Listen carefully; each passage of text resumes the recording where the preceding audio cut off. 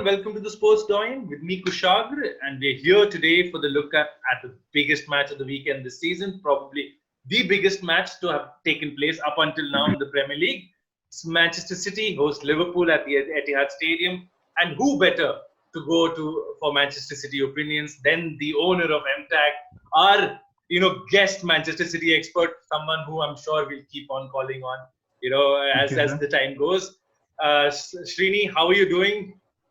I'm doing great, man. As I told Sushil off camera, I think I'm taking every day as it comes, like all of us are. But yeah, I can't complain.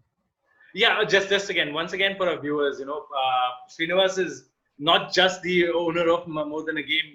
More Than a Game is one of the upcoming websites. It's fantastic. It's for content for Thank you. cricket, lawn tennis, football, and F1. And I write for the website, so hopefully that's a positive endorsement in that sense. Sushil, coming to you, how are you Really, doing? really. How are things going on? Liverpool, from you forgetting fixtures that the club had to actually winning fixtures, with Diogo Jota scoring for fun. Yeah, man. Jota's really, put the whole Van Dijk injury situation behind Liverpool fans. Seeing the Yes. way the way he's, especially since the injury, the way he's picked up form. I think obviously they play on the opposite ends of the pitch, but it's good to know that we have the option of outscoring opponents. That's always a good sign if it goes 5-4, 3-2, something like that. But yeah, I mean, I'm good otherwise. It's just like Srinivas was saying, taking it one day at a time.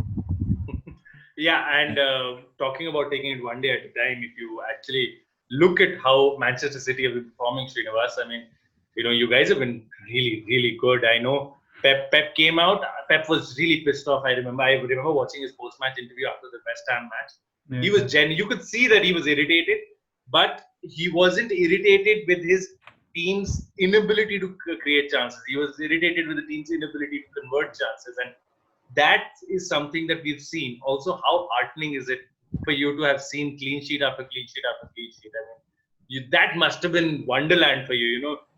Two centre halves that I'm sure all City fans have been crying about. Yeah. Firstly, obviously, I want to give you some credit for your writing because if anyone doesn't Oh, come know, on! This is if this. this is your favorite part of the show, but if anyone doesn't know, Kushag is one of the OG members of More Than a Game, and yeah, one of the best people I've met through this whole thing, and yeah, one of my favorite people to work with. So yeah, have that. All right. Yeah. Cheers. I think that's the only credit I get for the rest of the 20 minutes. Yeah, because yeah, I think Sushil and I, as we talked off camera, yeah, we're gonna have a lot of United banter for you. But yeah, I mean, see, I think you're giving us a bit too much credit when you say that we've been playing very well.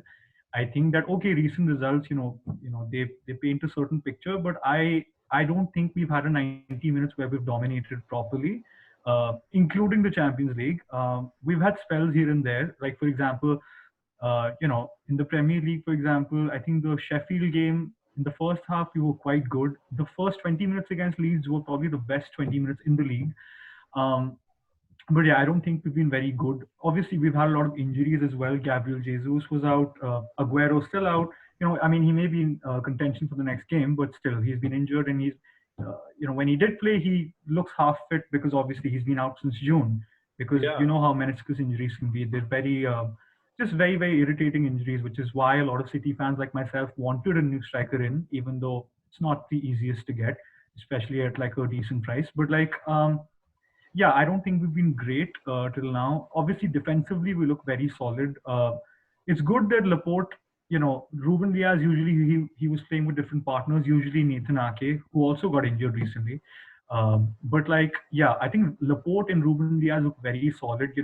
Speaking about Ruben Diaz, because obviously he's our new signing, he looks obviously he's very good on the ball. I think he isn't one of those, he isn't like Laporte or Van Dijk where he, will give Hollywood pass after Hollywood pass. That's not him. He just keeps it very simple and precise. And I think that's what I want really. I want someone who's good on the ball, very dominant, very vocal. I know it's a very cliche thing to say that, oh, he's a leader, quote unquote, and you can never tell who really is a leader on the pitch. But yeah, because I think he can speak in English and he is as fluent as you can expect someone who comes from another country to be. Yeah, he does give orders to like his defenders. He organizes the defense. His positioning is actually very, very good, very aggressive. So yeah, till now, no complaints for me from Ruben Diaz. And yeah, Laporte. I mean, he's proven how good he is. I mean, if he is whenever he is played after Van Dijk, I don't think there's a better centre half in the world. I know there's other names like Upamecano and Ramos and David Alaba for a certain part of last season. No, actually last season he was right up there. But yeah, our defense is very good. I think going forward is where we've had problems, ironically enough, because even last season, even though we were super wasteful, like we've never had problems in creating chances. I think stats wise only, like just stats wise only, I think Pep City teams in general score more goals than the Barcelona teams, which is insane. But we do. Yeah, they do. We do. But like this season, I know the problems we've had in creating chances have been that firstly, when you play Gundogan and Rodri together, that means there's not a lot of creativity like in the midfield. Even though you have KDB, but he was injured, obviously. Phil Foden doesn't always play, which is a complaint of mine, and I think he should always play because he's just such an excellent player. Of course. And also for my FPL team, dude, he should always play. Yeah, he should. He definitely always gets a goal. I think if he's goal or assist, he's always good for something. He's a goal. He's not like people keep saying he's like David Silva, and stylistically you can say that in the sense that he's a diminutive left-footed midfielder, but he's not. David Silva controls games. This guy is more of like a number 10. No, don't you? I think it's more than a number 10. I think he's a combination of a 10 and an 8. I think he's a modern day Frank Lampard. I know I'm overstepping bounds here, but he has the start engine. As deep. He doesn't start as deep. I think Phil Foden has the engine, has the ability to finish. Most striking aspect about him for me is how comfortable he is while finishing chances, because that's unlike a midfielder. Yeah, I think anyone who's followed Phil Foden's come up will tell you that like the Lampard comparison is a bit of a weird one, just because it's not like he makes a lot of late runs into the box. But yes, I will agree with you. He could be that guy. Yeah, he could. See, the one thing is that because he's played in so many positions, he's also played as a false nine against Madrid. So it's very tough for people to like put him in a box. He is a central midfielder, but because he pretty much plays everywhere, and because he presses so well, he scores goals. I think he's a natural finisher. Actually, one of the few natural finishers we have in the squad. So yeah, Foden is excellent. But what I'm trying to say is that Riyad Mahrez, excellent player, doesn't necessarily fit in our system because he does slow things down. So there's that. Obviously, we've had our striker issues. Raheem Sterling, as brilliant as he is, isn't a striker. So I could go on and on and on, but that's not what this video is about. But yeah, I think we are seeing improvements. But once again, in the last game that we played in the Champions League, we were excellent in the first half. Like I actually got that feeling that that feeling you get when you watch like Champions League semi-finals and like quarterfinals where your team is buzzing. Like whatever they've done in the previous games, it doesn't matter because they're so up for it. I did get that feeling, and we were really good in the first half. But like I did think we're playing super well, but we aren't creating that many chances. I think we had 3 shots on target in the first half. So yeah, and in the second half it was flat again. And what's happened in the Champions League is we're winning 1-0, and then we score 2 late goals. It's a 3-0, and it looks much better than it actually is. All right. Yeah. So I don't think we've been playing well. We've been playing all right. We've been decent. Like this is not the City that anyone would want to see if you want to see us do well. Let's just put it that way. So I think there's a lot of improvement to be made, lots of improvements to be made, and I think they will happen over time. But I think there's a lot we can do before we can actually say that. So. All right, it's a little bit of a circumspect start from you, Srini. We'll come to. Honest, so yeah. We'll come to. Come on, man! Like, come on! We're gonna need a little bit of smoke here. Sushil, you're the champions of the world anyway. So no one still won the Club World Cup. No one still won the Club World Cup, right? So I don't even know if it's gonna take place this year. So you might be champions might of be the difficult. World for 2 years. 2 years, so that incredible golden batch you have, right at the crest. So coming to you guys, another impressive victory away from home in Europe. Diogo Jota seems like he's been told that Firmino's spot is up for you, man. I mean, I think he's completely going for that spot, or pushing either Salah or Mane towards the middle and taking the wider spot himself. So how have you rated Liverpool over the last couple of weeks? Because this is the marquee fixture for you guys. Right. I think the season so far, the way I look at it is there were certain milestones that have set the stage for the rest of the season. I think the first one was probably that Aston Villa game, the 7-2, right? And the fact that we beat Arsenal and Chelsea earlier in the season, it seems so long ago. Yeah. Since then, we had that. We had the Van Dijk injury, and when the Van Dijk injury happened, all I was thinking about is shit. Because earlier I didn't know he was out for the season, but the first thing I thought was shit. He's going to be missing for our, Man City game for sure. Like I was sure he's going to be out for at least a month. Obviously, things turned out to be much worse. Then we lost Fabinho as well for I think another couple of weeks at least. Yeah, I think So he's back after the international break, right? yeah. So that brings us to now. If I look at the last, let's say, week or two, because you've had a slew of fixtures with the Champions League and the Premier League all sort of piled up together, it's been actually pretty reassuring. I remember when the Van Dijk injury happened on this very podcast, I was losing my mind. I was like, "That's it, it's over." It's Cities to win, etc., or Chelsea, whatever. This is a funeral And procession, my brother. yeah, and they've really impressed me since then. But that being said, and before I come to the games themselves, that being said, I think they've really done a good job of, reorienting themselves, at least in these fixtures that we've had so far. City is going to be the big test. Um, I think that's probably going to define. If I'm not saying we're going to win or expecting us to win either. But if we put up a fight and we put in a good performance, if it's a draw, a narrow loss, that at least tells us that mentally we're set for the season. But if it's a blowout, which we'll probably discuss in detail, that might tell me that maybe this season's going to be a little harder than the last couple of seasons have been. In terms of the squad itself, we've spoken about the defense at length. Uh, I think the interesting bit is in the forward line. Diego Jota is exactly the player we've needed. And I say that because over the last couple of seasons, although the front three has been performing at a elite level, probably best in the world, one thing they've been missing consistently is someone to come in and challenge for those starting spots, and it's not easy to do. Most clubs struggle to find that player who's able to push into the first team. Um, and Jota is that player. And in a season where you're not really rebuilding, but you're also not really, the team sort of matured past its peak, and it has matured past its peak, Yeah. in my opinion. You need this is exactly the kind of signing you need to sort of squeeze another season or two of really good performances out of someone like Salah, Mane, or Firmino.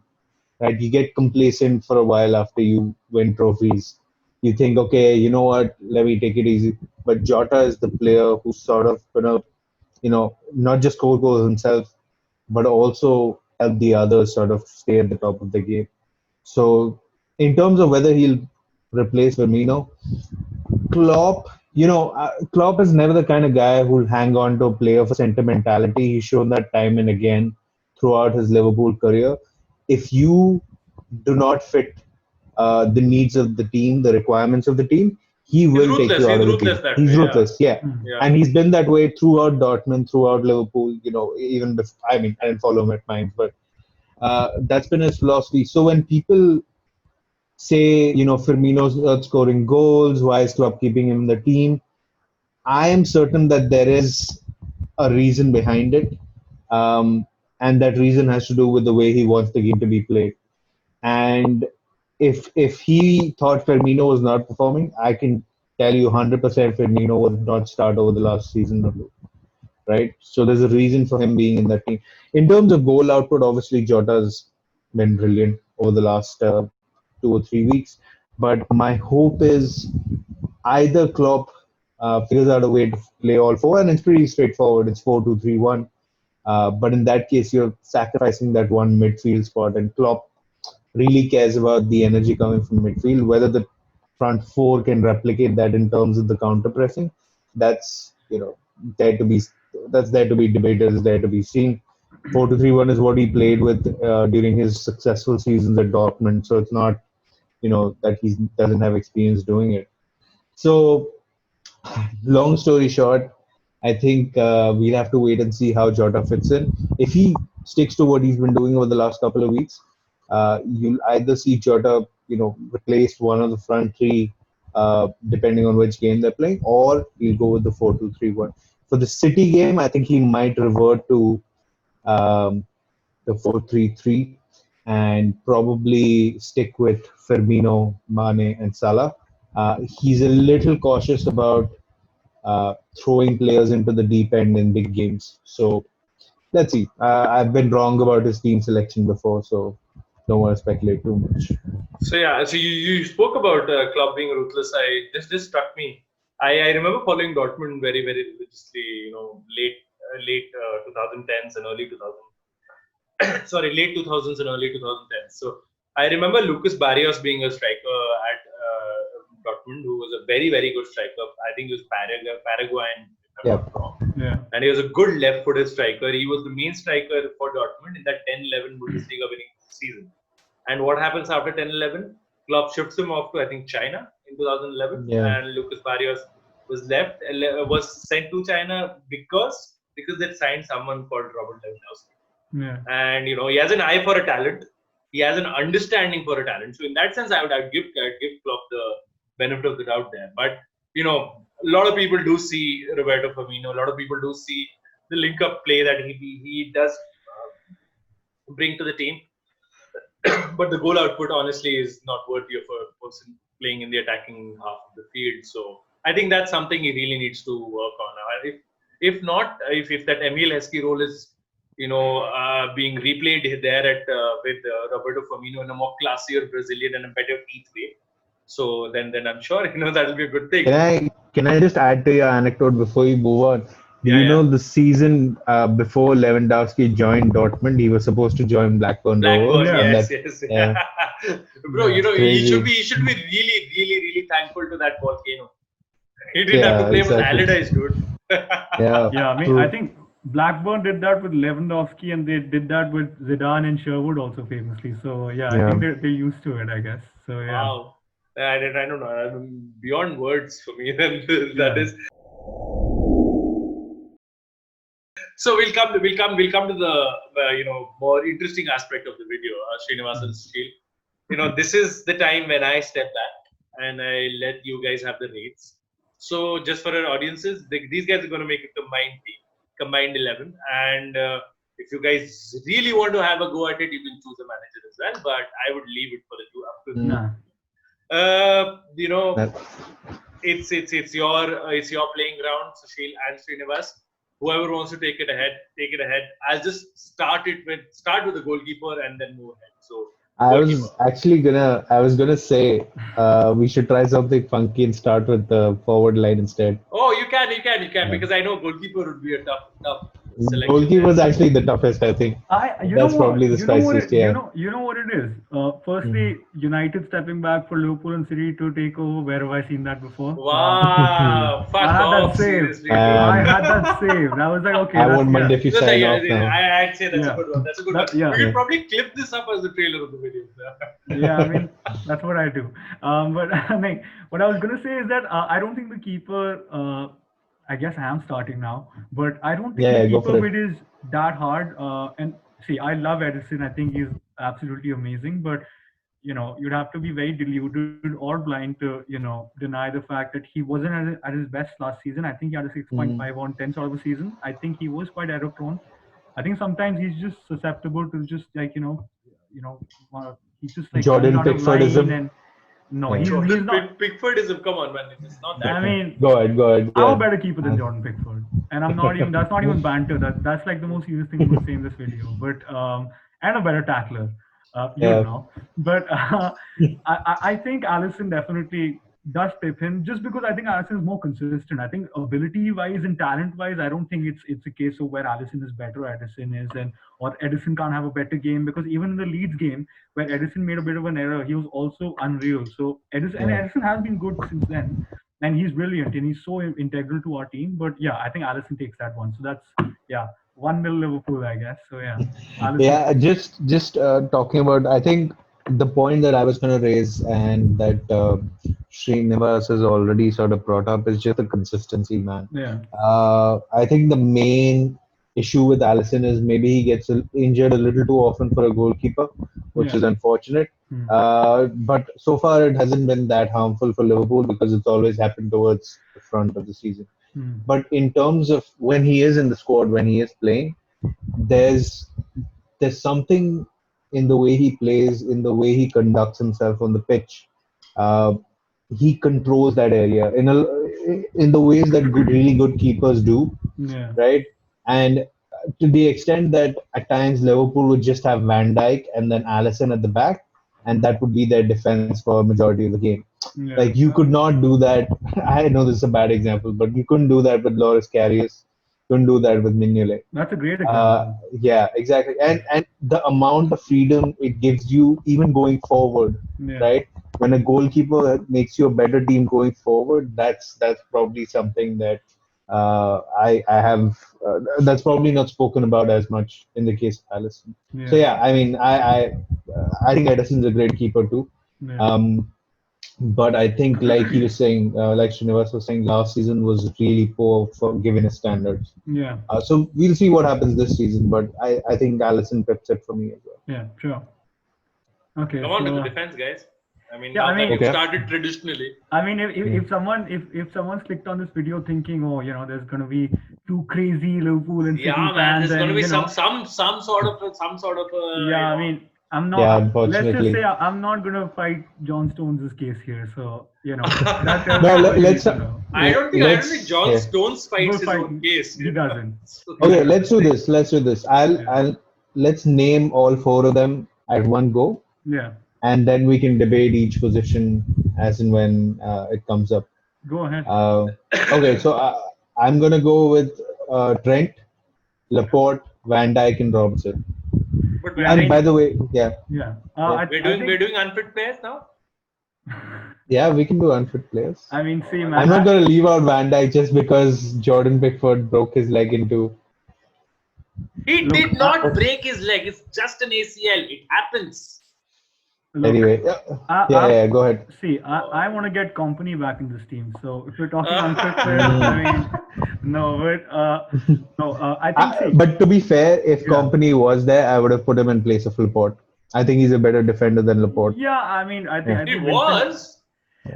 Vincent Company is incredible, but I think Yeah, I if, agree. if you want like a podcast where there's one guy talking about Vincent Company for 60 minutes, I mean, sure, go ahead. Like we can do that right now. But no, I think I don't disagree with you. The only see the thing is I don't even disagree with Trent being there because I think Trent's impact is incredible. But I think this is one of those debates. It's like you know what it's like? It's like the Alfonso Davies, Andy Robertson debate because if I bring forward Kyle Walker, who I think is a more balanced right back than Trent, that doesn't change the fact that Trent has like an outstanding impact, but I think Kyle Walker is more No, we balanced can. because I think Kyle Walker is a better defender. I in think my Kyle Walker's opinion. had a much better season. And he's had a better so season. far, yeah. So you agree on the other three? We can talk about right back. Is that it? Yeah. Because I mean, left back, we play a right back at left back. I mean, we're going to play Nathan Ake at left back, I hope, because I don't want Cancelo to get nutmegged 500 times by Mo Salah. I mean, I really don't. I want to have a good weekend. That'll be a sight. Yeah, and to be fair, I know there's a bit of a misconception about Cancelo that he's having a horrendous season. No, he's not. He's actually been very, very good going forward. He has like he has one moment like per game, but I'll take that honestly. Like that's all right. He's great going forward. Like he really is. Like a lot of fullbacks are great going forward in the sense that they have a lot of pace or they're amazing crossers like Trent is. But like you rarely ever see a fullback who's such a good dribbler. I've never seen a fullback who's like just such a good dribbler, and that's what Cancelo is. But yeah, I mean Andy Robertson, even in the Everton game, like yeah, sure, Liverpool weren't outstanding, but Andy Robertson was. I was like, wow, like do people appreciate how good this guy is? I think we take it for granted. He's incredible. And for VVD, I mean, let's not even have that discussion. Like it's old now. He's on another level. And same with Laporte. And like, if I think it'd be silly if I include Ruben Diaz because he's played like what 6-7 games. Like, come on. Like, next we're gonna say, oh yeah, Diego Jota plays in place of Mane. Like, you're being silly. So I mean, I'd fight Kyle Walker's case, but I mean, No, we should. I'm open to that. I think yeah, I can be convinced of Kyle Walker above Trent, but we can discuss that. Just before we go to that discussion, something right, I actually rate Robertson a notch above Trent also. yeah, Like for me, I know Trent gets a Same lot here. of Same here. yeah, same here. Trent gets a lot of love from the Liverpool fans because he's a local, Local lad. Of Liverpool course, yeah, local of lad, course. and he's also got that he's got that Gerard thing about him. Yeah, Sense that he can really bring it during those special moments, and he already has, in yeah, his career. So he can bring those really iconic moments for the yeah, Liverpool fans. So, but in terms of overall package, I think Robertson is just uh, just he's also older, so I think that might play into it a little bit. yeah. But yeah, I just rate him higher overall. Among I think in the Premier League for sure. Maybe we can have the Davies discussion at some other point. But let's come to Kyle Walker and Trent. Yeah. That should be interesting. So what? Yeah. Where do you stand on it? I think we both will have the same point, but yeah, I want you to start. I want you to give Okay, okay. perspective on this. So I'll set the context for Trent, right? In Hmm. my opinion, the issue with Trent is he's someone who he's been at the Liverpool Academy since he was 6. He Yeah, was groomed to be a midfielder, right? yeah, Right up till the point where I think a year or two before he broke into the first team is when he was shifted onto right back. In fact, even then he used to play hmm, in midfield all the time. yeah, I think, and it really shows because the one part of his game, and he's like we already mentioned, he's still young. One part of his game that could really use some work is his defense. Not because he's not a good defender, he will have good games where if you remember that 4-3 game a couple of seasons yeah, ago, yeah, I think he was up against Sane and he actually played out of his mind. yeah, Apart from the one goal, obviously, yeah, but it's not that he's a bad defender. It's that he's an inconsistent defender. yeah, On the other hand, Kyle Walker, I think they both attack in different ways. Trent's yeah, more of a crosser, whereas I think Kyle Walker goes Walker's down more by of up a down by the yeah, byline. exactly. And so Walker's also solid defensively. Like I've never felt like Kyle Walker's a liability on defense. Obviously, he'll have the off game on once in a while, but overall, I think what you're saying is right. Kyle Walker is a more complete package. yeah. Especially he's way into his career now. He's what 29, 30. 30, I think. Yeah, something like that. Yes, Yeah, he's been a Premier League right back for years now. So Well, yeah, over um, 10, over 10, 11 years. yeah. So yeah, I mean, we can decide which one to put in after you put your argument across too. yeah. I mean, as I said, we'll end up saying the same things, but like, see, obviously, I'm going to give Trent his flowers in the sense that he's. I know that people like to, put this point across about how like, Trent is not revolutionary because there's been other amazing attacking fullbacks, whether that's Danny Alves or anyone else. But I think Trent, just the way he goes about it, as you guys mentioned, different fullbacks attack in different ways. I think how important he is to Liverpool's build up as well. His passing in general, his crossing, of course, is excellent. Though how good he is on set pieces, and he's not a, as you said, he's not a bad defender. It's not a Marcus Alonso case where it's like, oh yeah, he's good going forward, but you know, he's he's suicidal when he's defending. It's not like that. So yeah, of course, Trent is an excellent right back, and if he did make this team, I won't really complain too much. But yeah, with Kyle Walker, the thing is that first of all, we can't even talk about how he attacks in a different way because he doesn't really get to attack at City. And I think one of the best things about Kyle Walker is how he's had to adapt tactically. Because when he used to play under Pochettino, him and Rose used to be the best fullbacks in the league, of course, but he used to be the typical high flying fullback, and his pace, of course, is Yep. incredible, and his crossing was great. He was something else. When he came to City, he practically became a midfielder. And when you add to the fact that he's you know, with Liverpool, like the good thing is that you have guys like Jordan Henderson who can cover that right channel when, say, Trent is going forward. But with City, we've always have had some defensive issues. Whether that's even in the seasons where we have defended well. So when you take all of that into consideration, and Kyle Walker's physicality is a cheat code. Like I take it for granted because I know, okay, there's someone who's put a ball across that left channel, and I just know that Kyle Walker is going to make up for it with his recovery pace, and his obviously he's a beast as well. He Right. must eat, he must sleep in the gym, So yeah, I mean, he is a ridiculously good footballer to the point where like we win games 3-0, and I'm talking to a friend who supports City, and I'm like, wasn't Kyle Walker the best player? Like it's weird because we won 3-0, but he just is.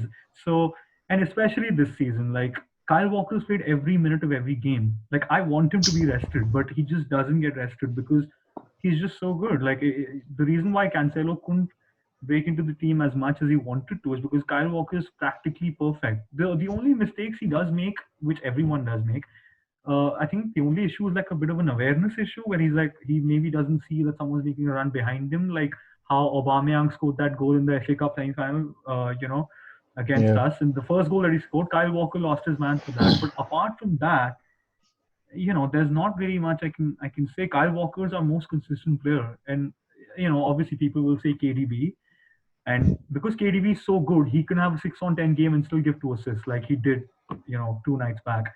But Kyle Walker, every week it's an 8 or 9 on 10 performance. So yeah, I think there I would go for Kyle Walker because again, if someone puts forward the argument of how I'd rather have Trent, that's not the point. It's about who's a more balanced fullback. Because then, if say I didn't support City and I support some other team, if I was a Bayern fan, I'd be like, Alfonso Davies has such a huge impact on Bayern. He obviously pips Robertson, but I know that's not true because Robertson is the best fullback in the world. He's so complete, which is why you guys think he's better than Trent Yeah. as well. So I think just for that, I think Kyle Walker wins this one.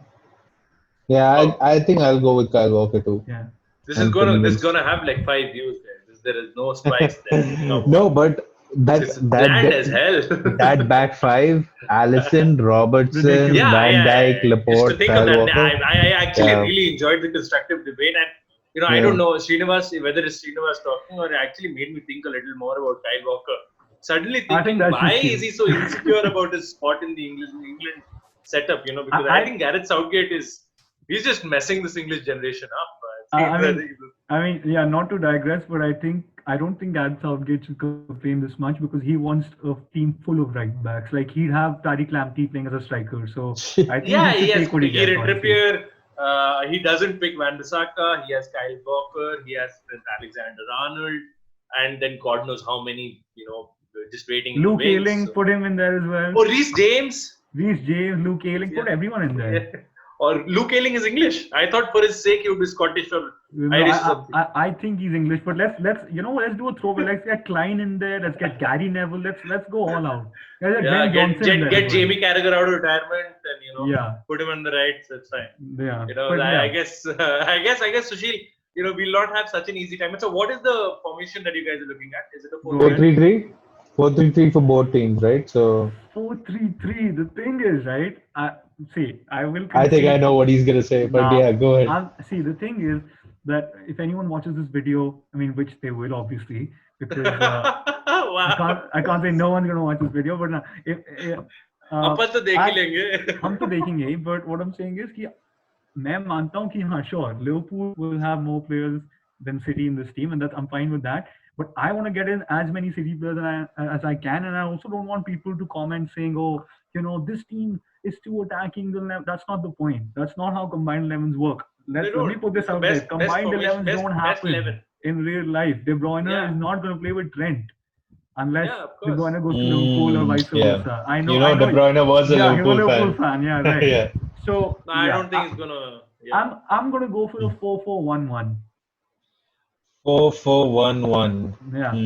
I mean, Pep's my manager, so I've got to put something weird out there tactically, and I'll tell you why. I think 4-4-1-1. I think completely negates what choices for Liverpool you can have. I think we'll need to find a compromise this week. 4-2-3-1. Yeah, I think 4-2-3-1 will have to do. The thing we could do a 4-2-3-1, but see, if I tell you why I want to play a 4-4-1-1, then people will be like, "Acha, theek hai, video ho gaya, chalo so jate hain." But that's not the point. I want to see. I don't think there's any way you cannot have Salah and Mane in the same team. Okay, and obviously you've got to have KDB, you've got to have one of either Fabinho or Henderson. Man, you just gave it all away. Everyone was guessing who's going to be in the No, No front one's three. guessing, Sushil. Let's be honest. My midfield's gonna have company, so I don't know what they're guessing. My midfield's having company. I'm getting Nigel De Jong back. Let's get the whole gang back. Oh. Yeah, the boys Gareth are back Barry. in town. Let's go. But what I'm saying is, I also want to put Sterling in there somehow. Basically, is what I'm trying to get at. So we'll see how this works. All right. Okay.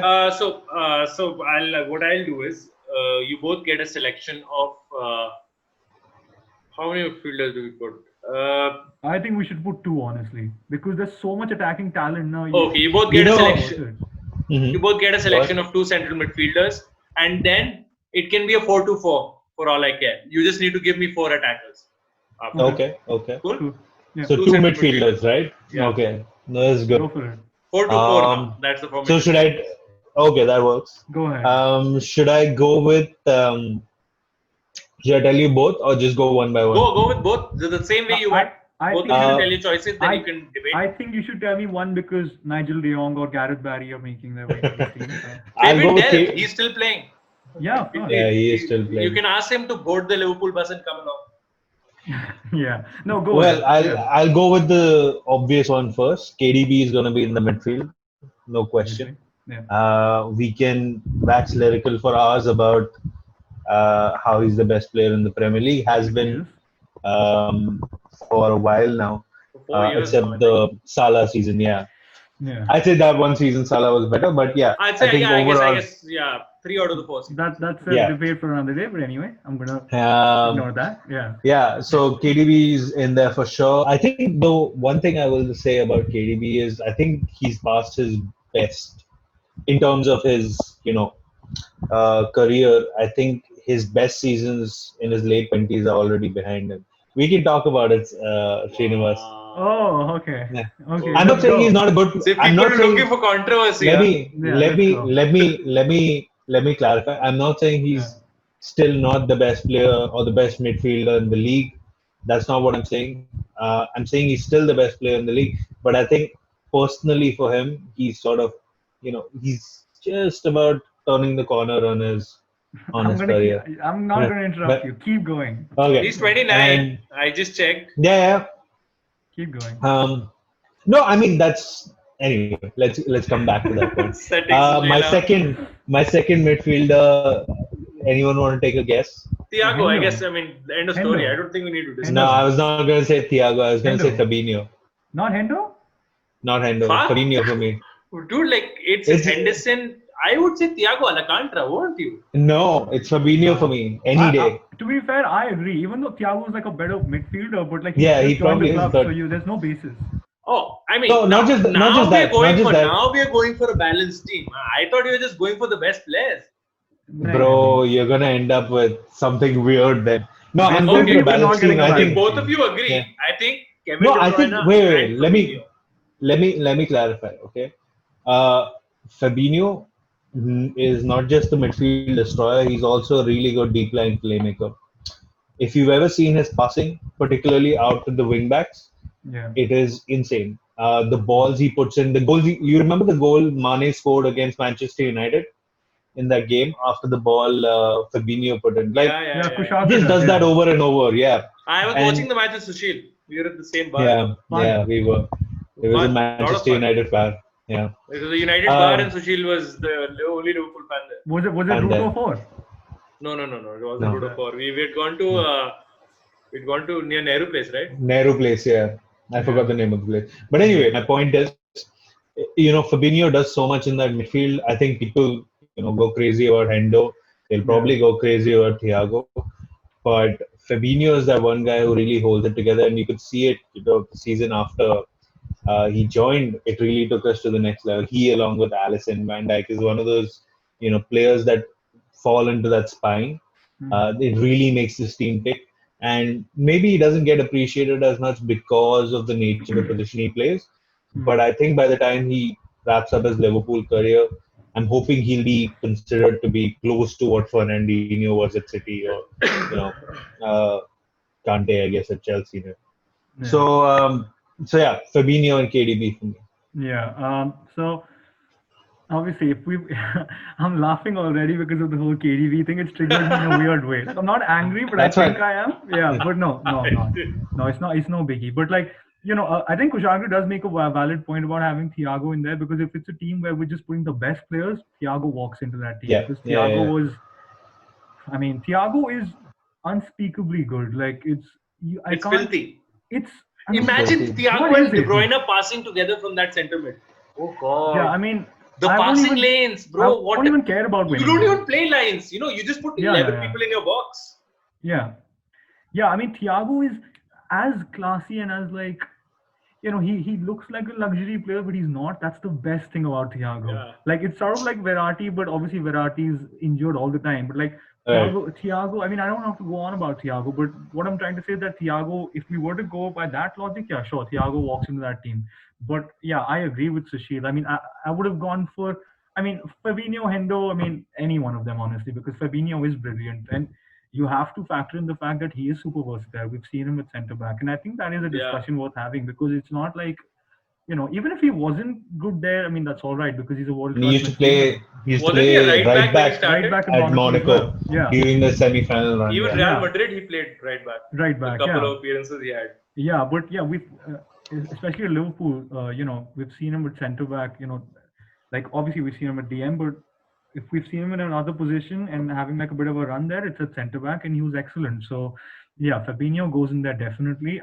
I think the point about KDB, I don't think there's any basis, and I'm not even saying this in an angry way. And it No, looks no, like no. I'm angry, but I'm Speaking, not. I'm yeah, just I'm making a sort of an angry face. I'm not because people can say whatever. I know you rate KDB, but I don't think there's any basis for anyone to say that just because he's barely played this season. Not barely, but he's missed a couple of games.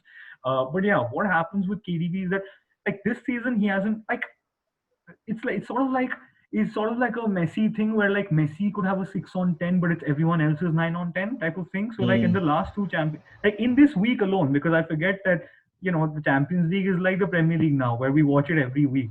But like in like 7 days, he's had like 5 assists and he's not Yeah. been great. He's been like 7 on 10, 6 on 10 KDB, right, but 5 assists still.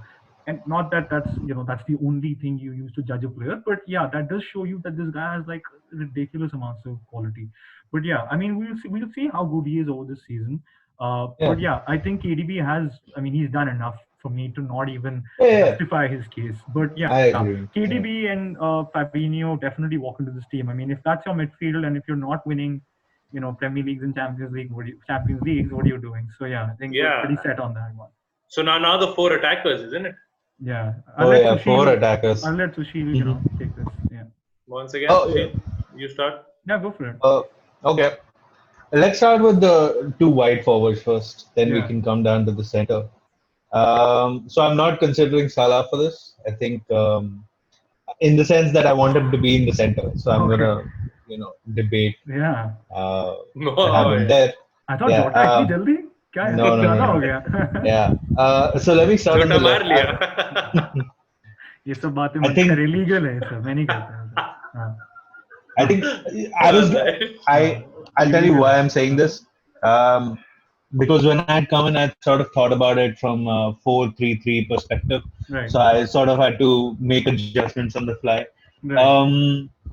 So I'm going with Mane on the left. I think in a lot of ways he is probably the best left winger in the Premier League for sure. Maybe even top 3 in the world. I feel along with I think it's the best. probably have I think it's the best. I Neymar. think who's the real competition? Is Neymar a left winger? I don't know. I mean, I think Neymar's a cam, honestly. yeah. And so it's tricky, right? With And players now like that. there's Scam obviously- or a scam? I mean, it could be both, right? Yeah, but I was gonna make a sister joke, but it's too late. yeah, with Mane, it's just the actually, if we can talk about comparing Mane and Salah, I know we'll come to Salah later, Yeah. but they're very different in the way they play. Hmm. In the sense that Mane's got more of a directness to him that Salah doesn't. He's very strong. He's very tricky to defend against. Yeah. The way he can sort of get the ball out of those really tight spaces, the way he makes space for himself to pass, to shoot, to dribble, it's world class. And some of the goals he scores are just outrageous. I remember the first goal he scored for Liverpool, which was against Arsenal. Arsenal. He used to play on the right then, Yeah. and he just cuts in from the right and brings goes past two defenders, brings the ball onto his left, and just rockets it into the top corner. And I mean, when you see wingers like that, Yeah. it's sort of that Ribery Robin kind of dynamic where they're both different, but they sort of also complement each other in a weird way.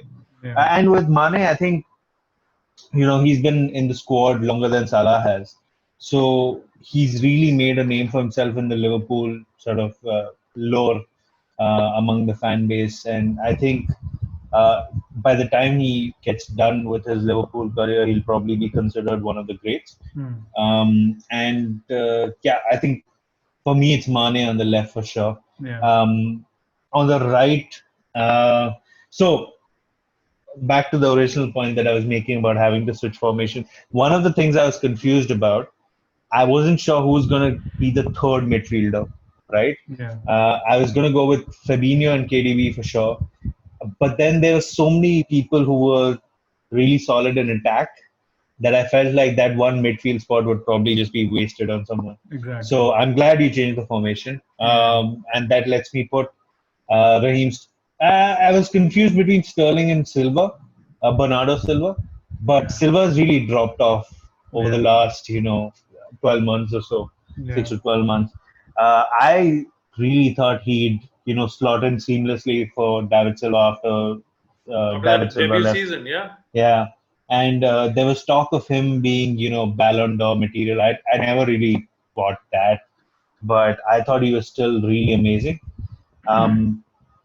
So I don't know what's maybe Srinivas can talk later. I'll let you complete and then I'll. Yeah, about why that's happened. But Sterling, I think, even though his form's been a little patchy as well, particularly since the lockdown got over, I think overall he's a world-class player. He's been in the Premier League for 7, 8 years now, and he's only 25, 24, 25? 25, 26, yeah. Yeah, 25, 26. I think he's 24 or 25. He's really young. Yeah, he's really young, and it seems like he's been around forever. And earlier in his career, when he was still at Liverpool under Brendan Rodgers, there was a lot of hype around him for obvious reasons. The talent was always there to see. But managers always struggle to get him to perform on a weekly basis, getting the best out of him and just making sure that he's having those 7 out of 10 games every week. Under Guardiola, particularly in those title-winning seasons, I thought he had really gone to that, best in the world sort of level. The way he was knocking goals, there was this patch I remember in that title-winning season where he was scoring these late goals over and over and over again, and all you can think is, champion mentality. Like that's what it is. And that's what Liverpool had when they won their title too. You see those late goals, you see, that urge to win. Some of that is dissipated over the last season, I think, but that doesn't mean he's still not, one of the best wingers in the world. I think he'll find his form again, and he's going to be my selection on the right. Before I pass it off to Srinivas, one point I think maybe I'd like his views on when he talks about Sterling, assuming he does, is where Sterling will probably end up in Manchester City's sort of history books. Like, do you think he's gonna see out his career there? Do you see him as someone who'll, hit that Wayne Rooney kind of peak earlier in his career and just move on to another team in England? So just wanted your thoughts on that. Yeah. So. Okay. I take offense to that. Do you know how long Wayne Rooney's peak was? Yeah, it was very long, but he also sort of 10-year peak, buddy. I know. I meant more. Yeah, Raheem Sterling's won what? Okay, hold on. Raheem Sterling's done what? Let me rephrase. Both Wayne Rooney and Raheem Sterling. You shit on my team today. You shit on it. I shit on it with you. But you don't shit on good teams of the past. I never said Wayne Rooney is a bad player. I'm just most players. Wayne Rooney, Raheem Sterling, not the same conversation. Sorry. I'm not implying that. Yeah, I got it. I was saying, Someone had to give something to this video, so Oh, yeah. fair enough. oh, No, this is that. Okay. I think that's what the title is. Just so that most of the Manchester United fans, which is like 90% of our listeners, so that I don't defend them. Let me clarify. What I meant was Wayne Rooney and Raheem Sterling are similar in the sense that they both. Yeah, I got your point. We got your point. Let me clarify for those who did. They both reach their Peak mature early, part. yeah. Yeah. And Yeah. it'll probably tail off Michael early as Owen, well Michael Owen is because also another Yeah. prime Michael Owen example. is also one of those players. Right. Yes. Yeah. Okay. Carry on, Srinivas, guys. please. Sorry. Yeah. Yeah. So, yeah, I think what Sushil was trying to say is that obviously with Rooney and Sterling, very different players, obviously, and they peaked very. I mean, peaked is a weird word because that also kind of insinuates that they were really good when they were young and then they sort of fell off. And I know that's not what he's trying to say, but Yeah. I'm doing the clarifying job for him, I guess. But Yeah. yeah, I think what happens with the difference between Michael Owen and a Rooney or a Sterling is that Michael Owen was very, very reliant on his pace. And I know Sterling Yeah. is as well, but like that's why you expect a Harry Kane to, even be in the conversation of breaking Alan Shearer's record is because he doesn't rely on his pace, so he can use his game intelligence. That's why Wayne Rooney, whatever you want to say about him, I mean, he is an absolute great because he can do so much. He's such an intelligent footballer. So it was never just about the pace for him. And obviously, because he used to sacrifice himself so much, sometimes he wouldn't get the end product he wanted to. But you also forget that he's one of football's greatest minds, in my opinion, which is ironic when you hear how he speaks. But he really is like a very, very intelligent footballer. You see him at Derby as well. I mean, he's flying. So yeah, but this is not a Manchester United video. But I do think that we should title it as Raheem Sterling leaves Wayne Rooney in the mud, because right. But yeah, I think we should do that. Everyone's got to play the game, right? So yeah, but Yeah, sure. yeah, no. What I'm trying to say is that with Sterling, like this season, he has been.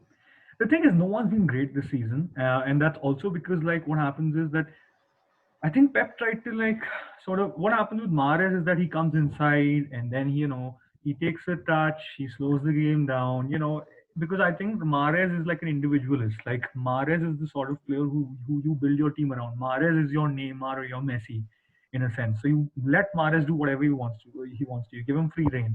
With Sterling as well, like because Cancelo would often take like lots of times like Sterling would be like the inside forward, right? Let's put it that way. So, I mean, not that that role doesn't suit him, but that would make us very slow.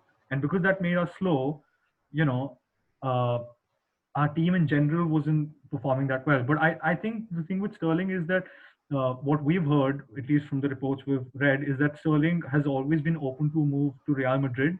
Now, how practical that is, I don't know because Isn't everyone in the world open to move to Real Madrid? Yeah, I mean, but in the would sense that would Sterling want to? I mean, yeah, I don't see the from what I've reason. see, I mean, if we're talking from a strictly footballing perspective, I think it's quite silly because City and City are Liverpool are so well miles ahead. placed. City and Liverpool are the Madrid and Barcelona in just footballing terms. So Yes, it's very silly 100%. to want to go to Real Madrid. I know the novelty still exists because of the history of the club and because of what the club is, but I mean, I think you should take a leaf from Gareth Bale's book. It really is not worth it. yeah, it's not worth it in that sense, and it's also not worth it in a football from a footballing perspective. But yeah, I think what the great thing about Sterling is that, yeah, as you said, it's sort of like that Ronaldo come up where it's like Ronaldo when he came to the club, he cared more about how he looked on the pitch in the sense not appearance wise, but like he wanted to do the skills, he wanted to beat defenders. That like beating defenders was like a goal to him, and then he changed that to becoming this lethal cold-blooded finisher and like the greatest goal scorer we've seen in the modern era. And I think that's the case with Sterling as well, where like Sterling in before the last game of the season, Sterling talked about how he really wanted to get a goal in the last game because he wanted to reach 20 goals in the league, and that was very telling. And he did, and he scored 30 goals in all competitions last season. So yeah, with Sterling, I think that's what's happened. And even this season, like in the last two games, actually, he's been our best player. So Sterling is definitely getting back to it. And even though I do think he's a little better on the right, he's been insane on the left as well. When in that 45-minute period where we do actually play well, he's been insane. So yeah, I agree with Sushil on the Mane bit. I mean, Mane is Mane is incredible. Like Mane, if KDB is the best player in the league, Mane is the best player in the league as well on certain days. Like they're just the best player in the league in different ways. Is what I'd say. But Mane is clutch. Mane is incredible. Mane drives the team in a way that's very like Mane drives with the ball in a way like a midfielder drives with the ball. Like he actually carries that team. And Mo Salah is incredible as well. I'm a bigger Mo Salah fan sometimes because I think Mo Salah is very clinical for all of his little mistakes and for all of the times that he doesn't look like the prettiest player on the pitch. I do think he's a little more clinical from those one-on-ones because I think He's Mane, ruthless. yeah, I think Mane has more of a chance of scoring like an overhead kick than scoring like a tap in because Mane is very weird that way. I don't know what that is, but Liverpool fans tell me as well. Like Mane will miss a sitter, but then It's a it's very swagger kind of yeah, like he'll score that back heel goal that he scored when he played as a striker in that one game. I don't remember what. Watford, yeah. Yeah, Watford. But then Mm. he'll miss like this silly one-on-one, and you're like, is this the same player? But yeah, so I agree with you. I think Mane and Sterling go. They play on the wings, and continuing from that, yeah, I think we have two options left, and I think they're very obvious. For Obviously, Harry, obvious, yeah. yeah, I think Mo It's Salah gonna can. be Firmino and Salah, right? I think it's. I I'm think kidding, it's Why I'm kidding. not? Firmino and Aguero and Maybe Negredo. Salah. No, no, no. I'll what tell my you why. options are? Yeah. Bring back Rian Brewster and Kelechi Iheanacho, bro. I was gonna say I was gonna say it's Ricky Lambert and Negredo, but sure. I Yeah, mean, or Sean Gota.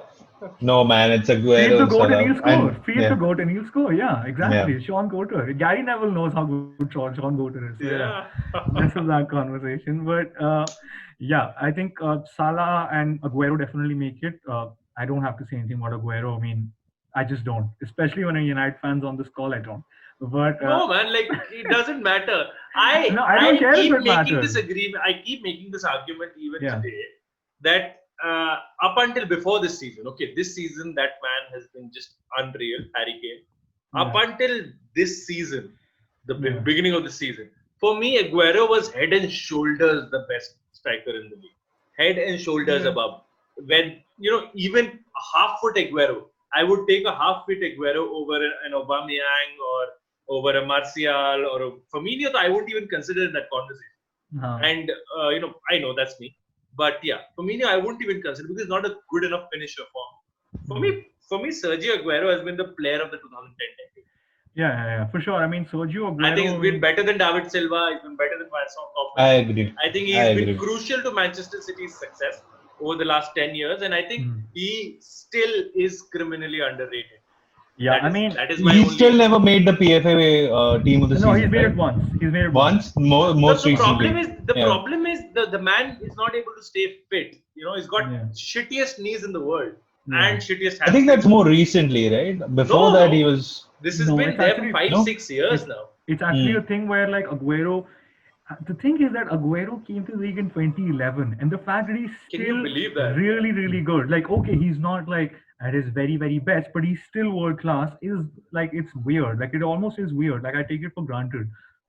Sometimes I because just he's so remember, good. Srinivas, Yeah. one of my memories that sticks out for Aguero is, of course, not those last minute goals. It's the way he bossed. Aguero! Yeah, it's the way he bossed Bayern Munich. Remember Oh, that man. game at the Etihad? I think it was. He Yeah. just killed them. He Killed just them. killed them. I think Pep was on the opposing side as a manager. Yeah. I think 1 or 2 seasons back, I think he scored like 4 against Leicester or something like just now. And I'm not even talking about the 5 against Newcastle. That happened way back. I'm talking about Right. like 2 seasons back. But yeah, I mean, there's a reason why Aguero has as many hat tricks as Alan Shearer, 11, Yeah. which is like the most in Premier League history. But yeah, I mean, you can go on and on about Aguero. Aguero is one of the best strikers I've ever seen. He's perfect. Like there's no problem. Even you can say he's short, but he still heads the ball really well. So It like, doesn't there's matter. He's got such that's what I an said. He's amazing center of gravity and is center of good gravity. header of the ball. good head of the ball, quick, can score goals, can dribble past players, can score penalties, big game. Like you can go on and on. But like speaking about Mo Salah, like I just think Mo Salah is very, very clinical, and I just think that Mo Salah he is super complete. He isn't a Sadio Mane, sure, but who is a Sadio Mane? But yeah, Mo Salah is definitely one of the best players in the league, and I think he is underrated. I won't say he's very underrated, but because Mane always tends to take the shine off him because he just is so good. I think people tend to forget how good Mo Salah is. The thing is that lots of times what happens is as fans, everyone, this is a tendency amongst everyone, is that when you hear a player, when you hear about a player and he's been so hyped, and when you watch the game, you're like, okay, why is he not scoring a banger? Why is this not a 6-0? Because you just want to be Yeah. entertained. If it's like 30 minutes in, it's a nil all, you're switching the game off. You're bored because you want to be entertained at the end of the day. And especially when it's not your team, you almost feel like the player or the team you're watching owes you something. Like you need it to be like a 6-0 game, or you switching it off. And what happens with even Sterling and Salah is that they don't always look the best on the ball sometimes because they can be a little clunky at times because they lose the ball because that's what attacking players do. But yeah, I think Mo Salah is a very, very effective, brilliant player. And yeah, I think I mean, one of our articles on our website is about how he's like a victim of his own success because the guy came back from Fiorentina and broke the goal record in his first season. So yeah, I think this front four, I mean, I don't even think we should have a back four. Forget it. Forget a goalkeeper. Forget it. Just make it like a five-a-side. Forget the midfielders. I think that's it. I think that's good enough to win you anything. So yeah. Yeah, I mean, sorry, go ahead, Kushal. No, just gonna say that he's gonna strike fear in defenses if this sort of a team is gonna play. Yeah. I'm think. not getting off the coach if I'm a defender. Yeah, I mean, what do you do? What do you do? So it's very difficult for this team. I think you guys have done a mighty fine job. In that sense, it just shows at what levels Man City and Liverpool are as of today. This could easily be a world 11. I mean, I know I'm probably overstepping a couple of positions there by saying that, but you can probably find better center halves than I guess. I think maybe not. Maybe Laporte and Van Dijk. I don't know if you get center halves. I think you can maybe make a case for the fullbacks. Maybe pick out a couple of fullbacks from here and there. But you're just clutching at straws there. Yeah, centre mids also you're stretching it. Maybe Tony Cruz. Maybe. I don't know. I mean, Cruz is also sort of past. Is he past it now? And if it's not Cruz, if it's not them, who is it? KDB and Fabinho are pretty clear, actually. Sorry? I think it's very... go on. No, please go on. No, I was just going to say, I think it's a very weird phase in football, in the football timeline where you had these great Real Madrid, Barcelona teams that are definitely past their peak, right? But they're not replacing them. They're not They're trying to. They had the Jovic and the all of these players they brought in. It's flawed. It's flawed. It's flawed. So they're not. Never understood the signing of Jovic. Never. Right, and so they are sort of there or thereabouts. PSG has two good players, two world-class players. I shouldn't say good. They didn't reach the Champions League final. But two world-class players. And Verratti when he is fit, but he never is. Yeah. So the only team that you can sort of pick players from who would probably be competitive with this squad is Bayern Munich, right? And even in Bayern Munich, you can make an argument. I think you could think of Joshua Kimmich on the right, of course. Yeah, you could think of. I would put Joshua Kimmich on the right, but. The thing is, Bayern is a weird one because you can have Lewandowski. You could even make. I was going to say. Could replace any of the wingers, not frankly, I could say case for Leon Goretzka. He's been stunning the start of the season. He's been stunning this season. You have to. It is the Bundesliga.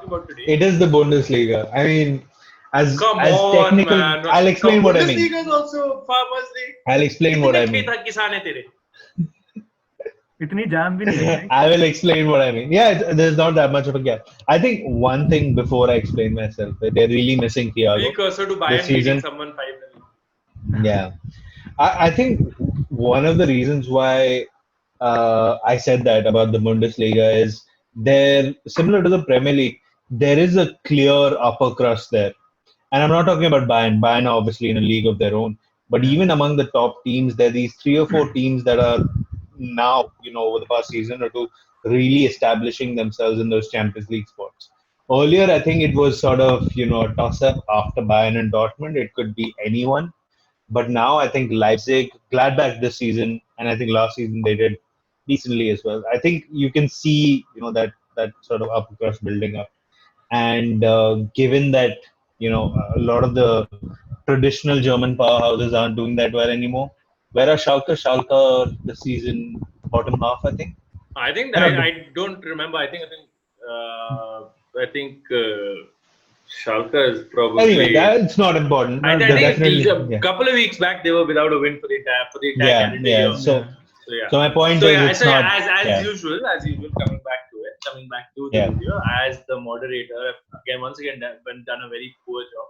I have vetted the crime, and we've shot all kinds of time limits that we had. The editor of the video is going to send me a lot of hate.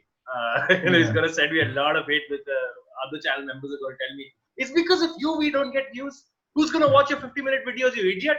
But we all have very, very high opinions of ourselves. I really thoroughly enjoyed this. I don't think this classifies purely as a quick view. I think this is something. This is a weekly podcast we could do every week. You know what? We as we were talking about this off camera, and like Sushil mentioned how this is a podcast, and he is right. I don't think we can argue. He is right. I think Sushil ensured it was a podcast. You guys should market it just as a podcast, because I don't think a 15-minute video is happening anytime soon. Yeah, man. Yeah. So once again. So I'll just for the viewers, and if you stuck around till now, absolutely love you guys. I mean, thank you so much. Thank you so much for the effort, and thank you so much for listening to us. I'll once again read out the 11 in case I miss out. Do correct me, guys. Of course, it's Alisson in goal. Walker on the right, Van Dijk and Laporte as the centre halves. Robertson on the left. We go with a 4-2-4 formation. So Van de Beek. Kevin De Bruyne. This is all PTSD. This is all PTSD. Sorry. Van de Beek. Yeah, it's all Van and Kevin and so many. I think you should put an Istanbul midfielder in there. Oh yeah, I think I would play Rafael at right back. I think he's that good. Skirts alongside Van Dijk. Huh. Yeah. So Kevin De Bruyne. Okay, all right. Kevin De Bruyne and Fabinho as your centre mids, and we go with a 4 attacking force or quartet sort of a thing. Quartet. So, I'm glad you said quartet. I was like, trident kya aata kya hai? Quartet. So it's a quartet there, and you've got an embarrassment of riches there. You've got Sterling on the right, Mane on the left, and Salah and Aguero as your strikers. Yeah. Once again, thank you so much, boys. I think. Sure, man. Pleasure. Yeah, I think it's been fantastic, and really enjoyed being just listening to you guys. I think it was a lot of fun. I learned a lot about a couple of players which I thought I knew about. I think it's always nice to get a more in-depth analysis and perspective in that sense. Let's hope. I just hope that it's a high-scoring match on Sunday. I have two things to say. Sorry to cut you off. Okay.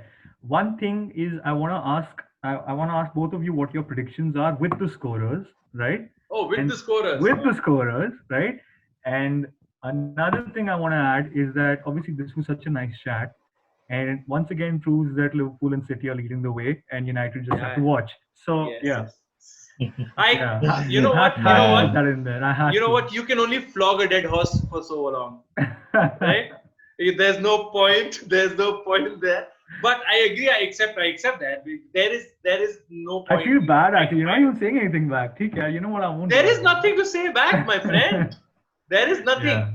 I don't want to. United might still beat Liverpool or City in that odd match, but in the grand scheme of things, we all know what's happening. It's just messed up. It's all fucked up there. As far as my predictions are concerned, I think City will win this match. I think City win this. I think City win this 3-1. 3-1. Yeah, I think City win this 3-1 because if you say you've not been convincing in your victories, Liverpool as fuck hasn't been convincing in their victories. They've not deserved to win the last 2 Premier League matches. Come what may, Sushil says. You can say that. They've not deserved to win the last 2 matches they've played at home. They've not.